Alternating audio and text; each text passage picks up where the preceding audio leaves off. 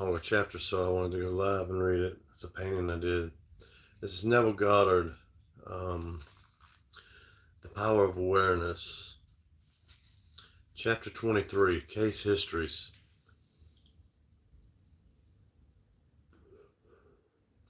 It will be extremely helpful at this point to cite a number of specific examples of the successful application of this law. Actual case histories are given. In each of these, the problem is clearly defined and the way imagination was used to attain the acquired state of consciousness is fully described. In each of these instances, the author of this book was either personally concerned or was told the facts by the person involved.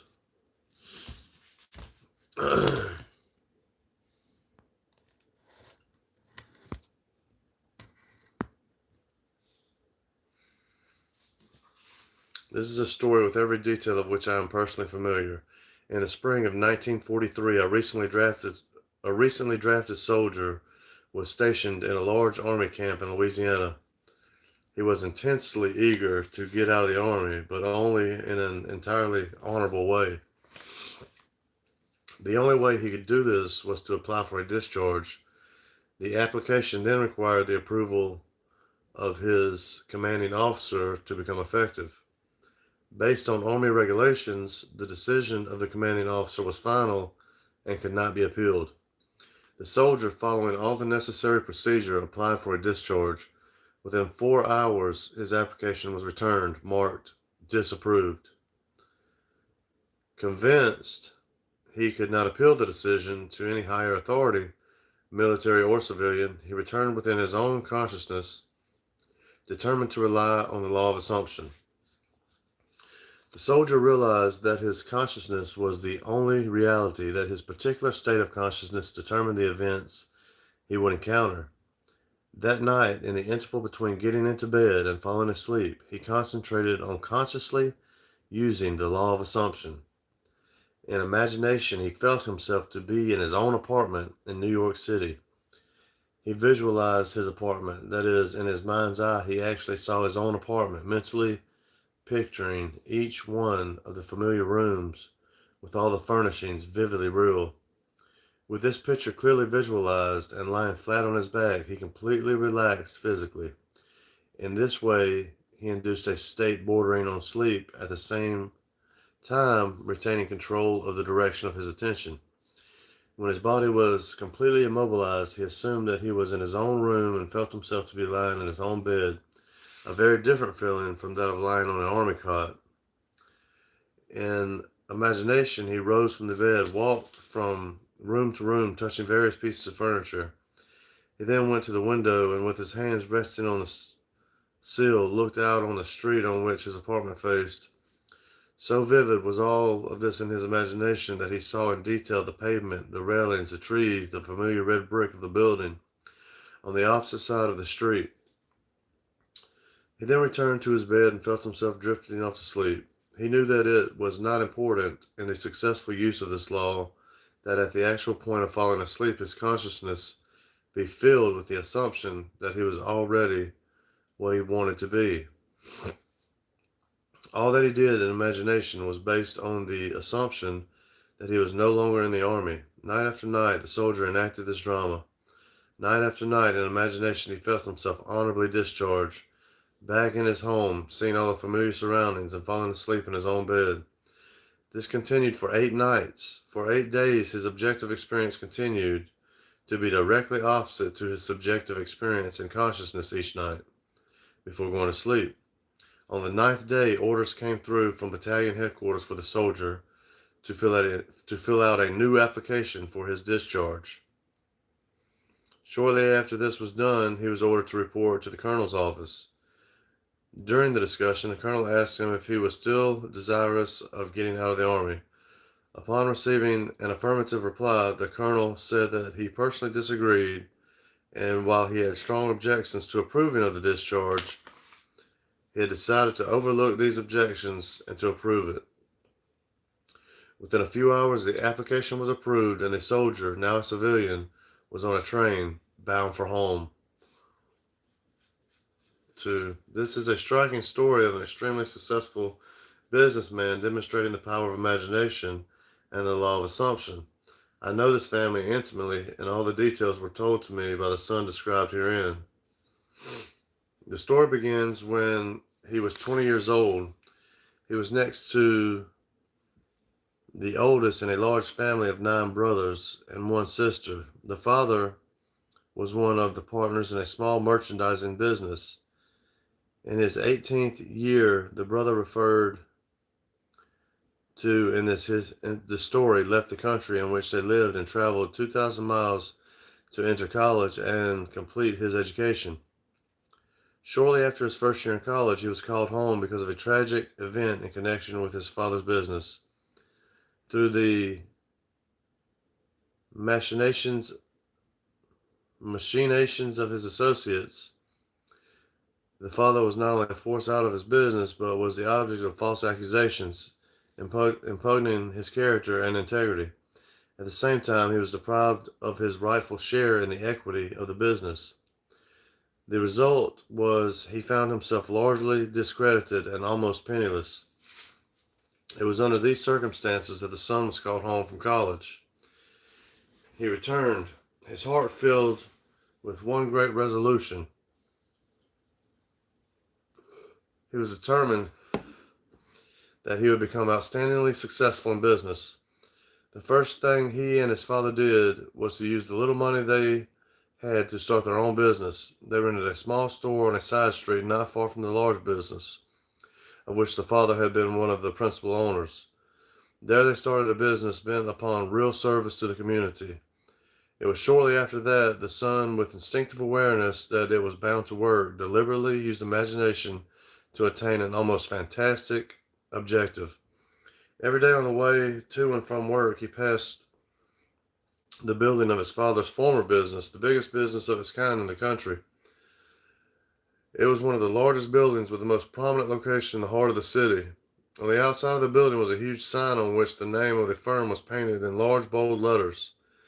Day after day, he passed by a great dream took shape in the son's mind. He thought of how wonderful it would be if it was his family that had this great building, his family that owned and operated this great business. One day, as he stood gazing at the building, in his imagination, he saw a completely different name on the huge sign across the entrance.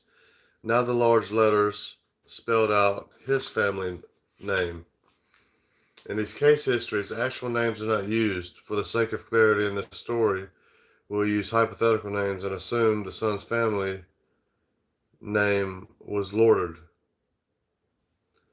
Where the sign read F.N. Moth and Company, in imagination he actually saw the name, letter by letter, J.N. Lordard and Sons. He remained looking at the sign with his eyes wide open, imagining that it read J.N. Lordard and Sons twice a day, week after week, month after month. For 2 years he saw his family name over the front of that building. He was convinced that if he felt strongly enough that a thing was true, it was bound to be the case. And by seeing in imagination his family name on the sign, which implied that he owned the business, he became convinced that one day they would own it. During this period, he told only one person what he was doing. He confided in his mother, who with loving concern tried to discourage him in order to protect him from what might be a great disappointment. Despite this, he persisted day after day. 2 years later, the large company failed, and the coveted building was up for sale. On the day of the sale, he seemed no nearer ownership than he had been 2 years before, when he began to apply the law of assumption. During this period, they had worked hard, and their customers had implicit confidence in them. However, they had not earned anything like the amount of money required for the purchase of the property, nor did they have any source from which they could borrow the necessary capital. Making even more remote their chance of getting it was the fact that this was regarded as the most desirable property in the city, and a number of wealthy business people were prepared to buy it. On the actual day of the sale, to their complete surprise, a man, almost a total stranger, came into their shop and offered to buy the property for them. Due to some unusual conditions involved in this transaction, the son's family could not even make a bid for the property. They thought the man was joking. However, this was not the case. The man explained that he had watched them for some time, admired their ability, believed in their integrity, and that supplying the capital for them to go into business on a large scale was an extremely sound investment for him. That very day, the property was theirs. What the son had persisted in seeing in his imagination was now a reality. The hunch of the stranger was more than justified. Today, this family owns not only the particular business referred to, but owns many of the largest industries in the country in which they live. The son, seeing his family name over the entrance of the great building long before it was actually there, was using exactly the technique that produces results. By assuming the feeling that he already had what he desired, by making this a vivid reality in his imagination, by determined persistence, regardless of appearance or circumstance, he inevitably caused his dream to become a reality.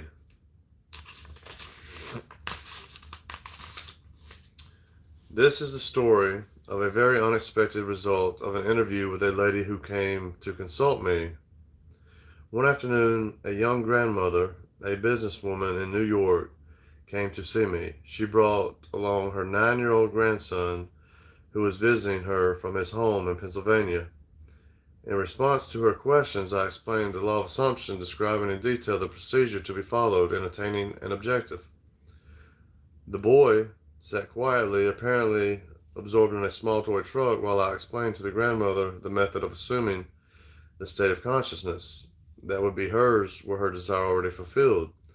I told her the story of the soldier in camp who each night fell asleep imagining himself to be in his own bed in his own home.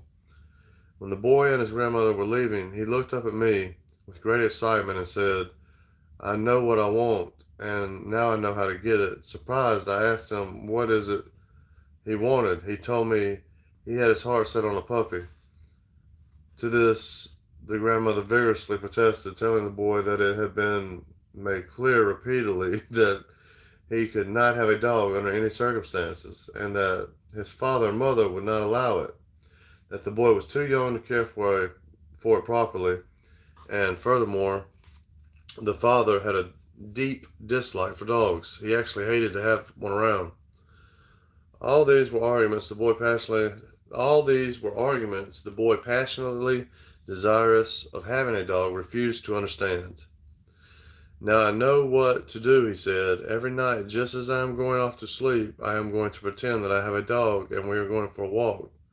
"No," said the grandmother, "that is not what Mr. Neville means. This was not meant for you. You cannot have a dog." Approximately 6 weeks later, the grandmother told me what was to her an astonishing story. The boy's desire to own a dog was so intense that he had absorbed all that I had told his grandmother of how to attain one's desire, and he believed implicitly that at last he knew how to get a dog. Putting this belief into practice, for many nights, the boy imagined a dog was lying in his bed beside him. In imagination, he petted the dog, actually feeling its fur. Things like playing with the dog and taking it for a walk filled his mind. Within a few weeks, it happened.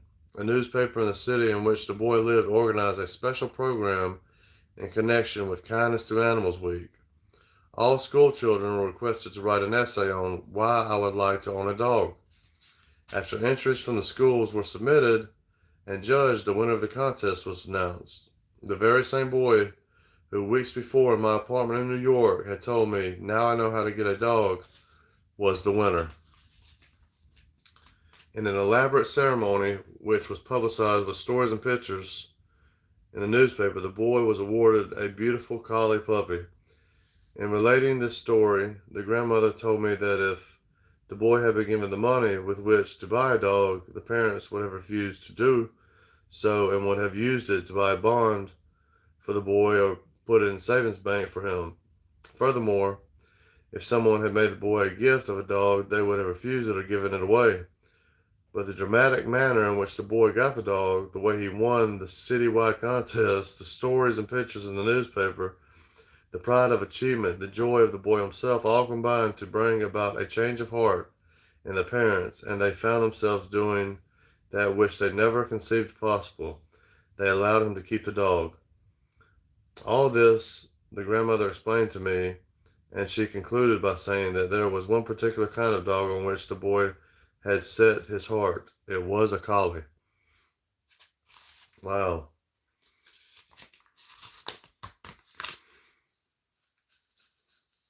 And we'll continue with the other stories in the manana.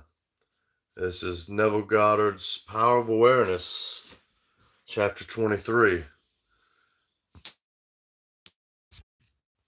Case Studies 1 through 3. To be continued. Thank you.